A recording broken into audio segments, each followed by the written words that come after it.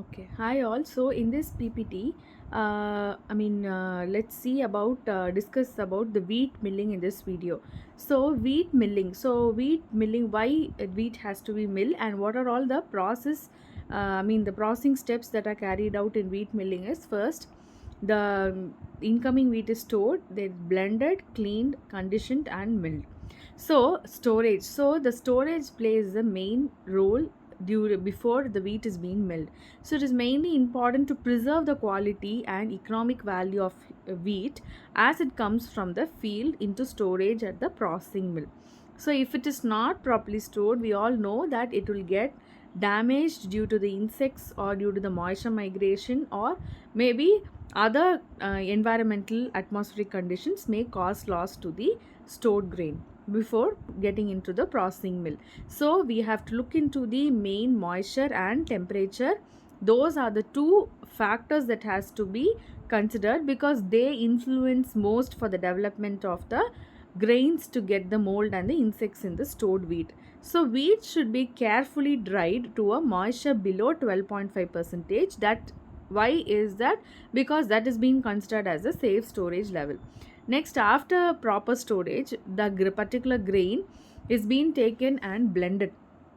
So usually a mill is designed for milling the wheat of a certain class and physical characteristics. So however, the mill that is designed for one class of wheat, that is either hard wheat or the soft wheat, we have to does not ensure uniformity of the end quality. So wheat arriving at mill will usually varies in both quality and requires blending to deliver a wheat mix of uniform qualities. So that because why they go for blending is because there are different varieties of wheat. So we have to make sure that uniform blending is being done. So wheat blending in the initial step is providing bakers with uniform flour. So it is mainly benefited for the baking purpose only, and accordingly the mills will prepare wheat mixes of certain protein levels or other quality characteristics also. So there are also different methods of blending. Some millers will blend wheat directly in storage bins, others while grinding. Next, cleaning. So after blending we are going to clean the mixed wheat or the separate variety of wheat. So intensive cleaning of the wheat before it is milling will ensure it is free from bacteria, mold, undesired seeds, infested kernels, shrunken or any broken kernels, and other foreign materials do not contaminate the mill products, or that do not cause the damage to the equipment. So aspirator is nothing but first. So these are aspirator, disc separator, sauger, magnetic separator, and washer stoner. These are the five different mechanism that is being practiced in cleaning. So what is the role of aspirator is nothing but it will suck all the foreign matter, that which is lighter than the wheat, and removes it. So disc separator will move the wheat from a series of discs with indentations that will collect the objects of the size of the grain of wheat. That means the other than wheat, if there is any objects that is present, it will separate. So scourer will scrape off the dirt and the hair by vigorous rubbing action of the beaters, and it will give the polished outlook surface of the wheat. Magnetic separator, of course, this will work with the help of the magnet. So it will remove even if there is any metal particles adhered, it will get removed. Then last, washer stoner, high speed motors will rotate the wheat in a water bath. So where excess water is thrown out by centrifugal force, the stones will drop down at the bottom and are removed. So lighter material will float on, leaving only the clean wheat. So this is mainly done to remove the heavier materials that are present in the wheat other than the wheat. Okay. So this happens during the process of cleaning. So conditioning. So why we are going to do this conditioning is nothing but we are adjusting the moisture level of the meat before milling. So that is we have to bring down the moisture content as well as we have to maintain a uniform moisture content across the varieties of wheat, that if we have blended different varieties. So increasing the moisture content from 12.5 to 16 to 20%. So conditioning is nothing but adjusting the moisture level of wheat before milling. It will because it will achieve a mellow endosperm and a tough bran. So bran that absorbs proper amounts of moisture will become elastic and will not splinter during grinding to contaminate the flour with fine particles. So mellow endosperm will break off the bran during grinding, and less power is required to reduce the large pure particles to the flour.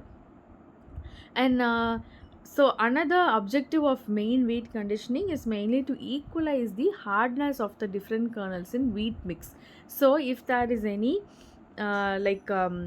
hardened grains are present in the wheat mix, that it will be made to soften. So different methods that could be used to condition the wheat before milling is nothing but heating wheat in water or hot conditioning. That is, like warm conditioning involves soaking the wheat in water at a temperature of 46 degrees Celsius and letting it rest for one day. Likewise, cold conditioning is also done, or by application of live steam of water, intensive mixing of wheat and water. And currently this conditioning is nothing but, otherwise it is called as a tempering. So next we are going into the milling process. So milling is nothing but that consists of controlled breaking, reduction and separation of the wheat. The main objective of milling is to separate the briny layer and germ of the wheat kernel from the endosperm. So from the inner part of the endosperm we are separating the bran and the germ. So this is milled by using roller crushers to crush the seeds into smaller fractions. So in milling itself we are categorizing into wet and dry milling. So wet milling is nothing but the dissociation of the endosperm contents with the release of starch granules from the protein network. So it is mainly done by steeping the wheat for 10 days in the wet method, whereas here we are soaking the wheat to 8 to 12 hours alone, and then we are separating the endosperm from the inner kernel. Then the flour milling consists of numerous stages and sub-process: breaking, sieving, grading or redusting, purification, sizing and reduction. So these are the basic steps. At last, breaking. For breaking, here they use the reduction roll. So due to the use of reduction rolls, the particle size is being reduced into fine flour by passing through a pair of smooth rollers. So these are the different types of rolls that are being used for breaking operation of the kernels. Then at last we are sieving the flour. So sieving is nothing but based on the sizes or based on the particle size we are using different sievers for separating into different sizes. Then at last grading by use of the sifter sections. So it is mainly graded in based of the second or third grades, because mainly the objective of grading is to remove the remaining flour from the middlings and to separate the granular material to narrow particle size ranges for better efficiency in the purifiers. Next, the purification is nothing but its main purification process to separate the particles from the fractions of pure endosperm, and here it is achieved by the use of the sieves and the air currents. Next, by sizing. Sizing is nothing but the main reason behind sizing is to reduce the particle size, and during reduction to separate the still attached to the bran from the endosperm, that we have to make sure that it is properly separated. Then so this is the overall a picture where a cleaning process how it is done, and a milling process through the use of the break rollers and reduction rollers. Wheat flour, bran, shots and the red dog is being separated. Thank you.